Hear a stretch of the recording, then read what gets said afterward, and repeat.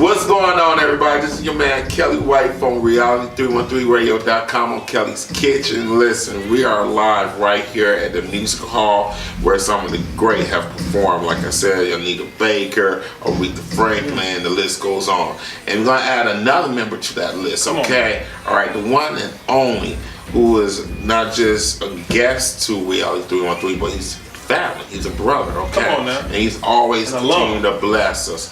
And we love him to death, and we support everything that he's doing in the business and outside of business. The one and only Mr. Eric Roberson.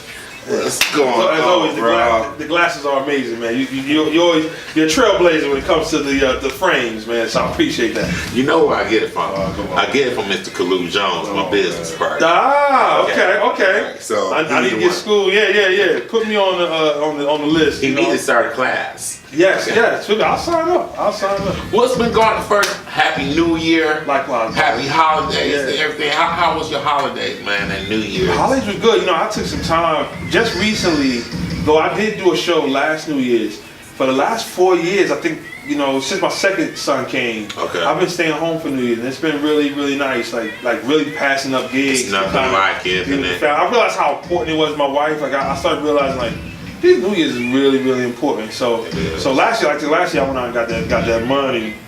But this year, matter of fact, I hosted a kids party. Oh, okay. Yeah. So this year, so the kids turned up. The kids turned up. So I had a little DJ set up in the basement, and we had some games for the kids. My wife had some of her friends over. I'm always on the road. I'm always doing stuff. She got to hold stuff down. So I said, I'm gonna be here. Why don't you invite your friends, your girlfriends over? And while they was upstairs partying, I had the kids downstairs. We was rocking out. There's nothing like that home. Oh yeah, man. I mean, the road.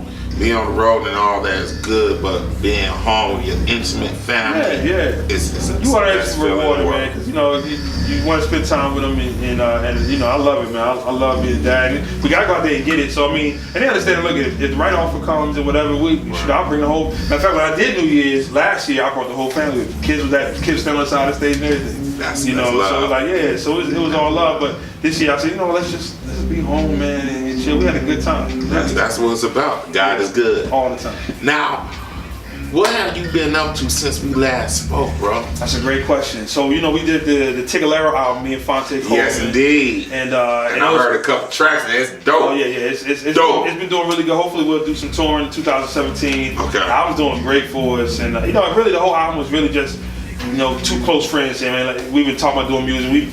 He's been on all my albums. I've been on all his albums. We've worked together. But why not make an album, When did y'all finally come together and say, you know what, we've been talking about it, but now it's time to do it. When did y'all finally decide, this is what's funny, we started it, what's crazy is we started it as soon as my son was born. My third son, congratulations on that. Thank you very much. Yeah. 3 kids, hey man, come on now. We're going to 6. No, whoa. No, I'm barely holding on at 3 right now. But it's funny. He was born, and Father called me and said, "Let's do it now. Let's do it." I said, "Ain't you touring right now?" And I just got a son. He said, "Yeah, but it's the only time we got." And he was right. It's the only time we had to really. If we didn't do it then, it was another year or 2 past. We would have not got it done. So it was crazy. I was recording with my son on my lap, and just having a good time, man. We got it done. It came out really, really good. Really, really good. So we got new music. He's working on new music, and this year I'm putting out 3 EPs, 3 albums this year. So I'm putting out one. You're gonna be busy this year. Yeah, we're close to finishing up. We put out one in April, and then I think the next one will come out like July, and then the next one will come out like October. Or push it one day. If we push the first one out in May, say the next one will come out August, the next one will come out November. But the goal is to have a whole year just music releases. The whole year. Man, that's live. So it's been coming good, man. So tell the people about the joint that you and Fonte got, man. Where did y'all get your creativity from with this album, and where did y'all find the time to get in? You just gotta find time. That's everything. When with 3 kids, you gotta, you're gonna record with kids in the room. You're gonna stay up late and no doubt. and record. So you gotta take them to school the next day or whatever. You just gotta find the time. And the same speaking for Fonte, who's also a father as well. But on top of that, he was touring, so he was coming off of tour dates. You need to go right back in the studio or cutting stuff or mixing stuff in the hotel. So. You gotta match my effort. When somebody working that hard, you gotta match their effort. But we started out, man. We had to we had to record first, just find what sound we were going to use. You know, we're a big fan of different kinds of music, so we probably knocked out 6, 7 songs just to find what was the Tigalero sound, like what was the Eric Roberson and Fonte sound. And truth be told, it's funny because he started yelling out Tigalero on all the songs. Which is Tigalo and his arrow. It's like our nicknames put together. And at first it was just a fun thing to do, something funny. But then by like the 10th song, it sounded good. It was like, man, you know. So was the Fonte one to think of the title name? I don't even think he thought that, because we weren't going to name it Tigalero. We weren't going to name it Tigalero. I think he said it as a joke. And at first it was a fun thing to say. And by like a couple songs, it was like, that joint sounded alright to me. Like we might, so you know, the group. I think the group is now called Tigalero. But if you look at the album is Fonte Coleman and Eric Roberson. The album is called Tigalero. But I think now the group, the Tigalero name is kind of taken over. But it's good. And once we recorded, I think we did a song called "Waiting for You." This song with Carmen Rogers. I think that was the first song where we were like, no, that's not true. No, I think it was that song. We did that song. When we did that one, that was when we were like, all right, this may be the foundation. Let's build off of this. Right. And then I think that was easy, man. Just finding what kind of sound we were gonna go super extra, electronic and funky. Was gonna be like hip hop sample based. Was gonna be like this acoustic R&B soulful. You know. So once we found out what we were gonna do, the rest was easy. When I heard it, it came across like a mixture of a little bit of R&B and hip hop. Of course, yeah. You know, with a little bit of up-tempo jazz. And, you know, and that's a hell of a combination. Well, you know, the funny thing is, the funny thing was, it was an easy album to make. I had to work very hard to get Fonte to rhyme on it. Now, you know, he's the best rapper in my opinion in the world. Right. And I think he was like, man, I'm just gonna sing on it. I said, no, you are gonna rhyme on this.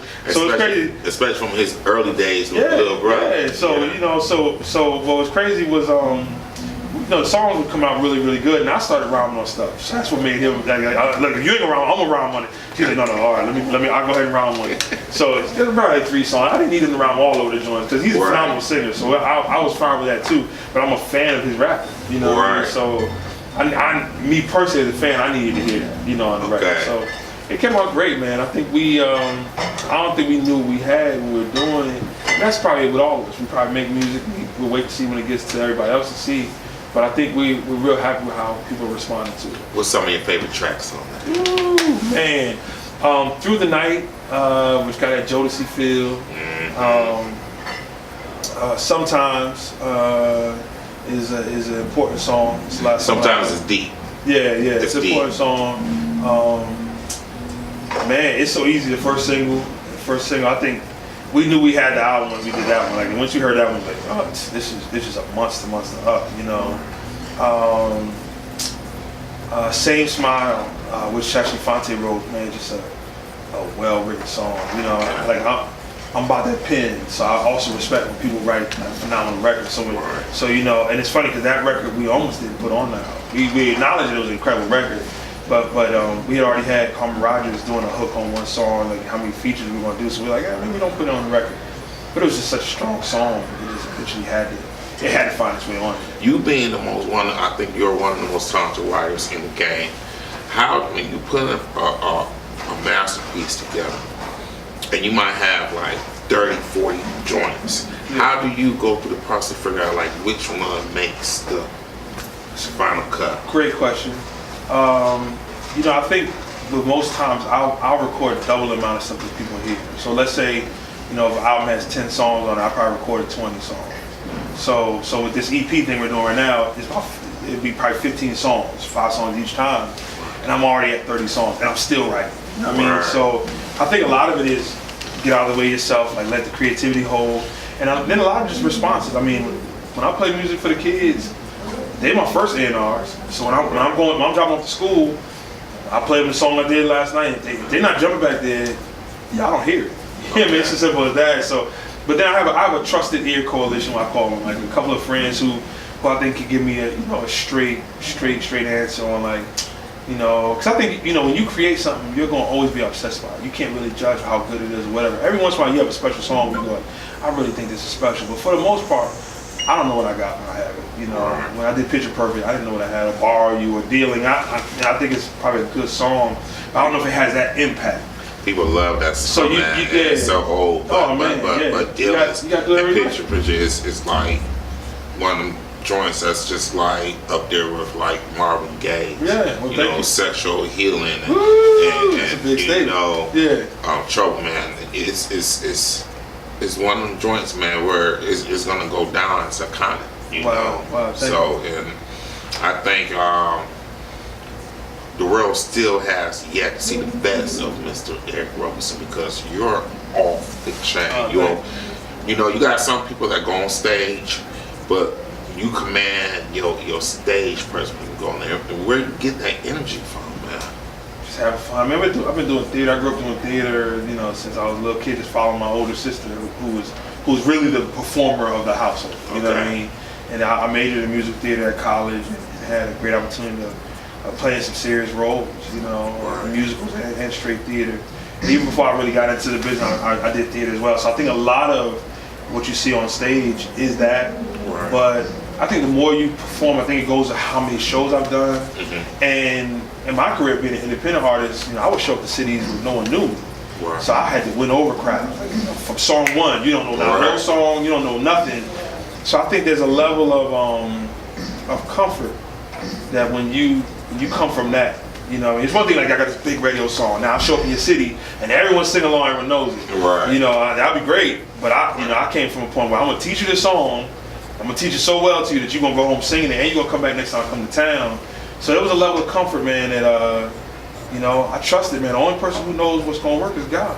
Now, before I let you go, what do you want the people to take from your new joint that you and Fonte have when they hear? What do you want them to take from it? Brotherhood. Pretty much that's the main thing. Two friends who put their egos aside and believe in each other, they love each other, and say, man, let's make some great music. That's the only goal is like let's chase goosebumps. When you send me a track or you send me a hook, and mind you, we was real thorough about it. Like, you know, there's plenty of stuff that I wrote that he wasn't really feeling, or stuff that he wrote that I wasn't feeling. We had to find what we both were feeling and find, you know, that common ground. And you know, anything's possible when you kind of put that ego aside and allow that to happen. You know, I could easily make an album on my own. He could easily make an album on his own.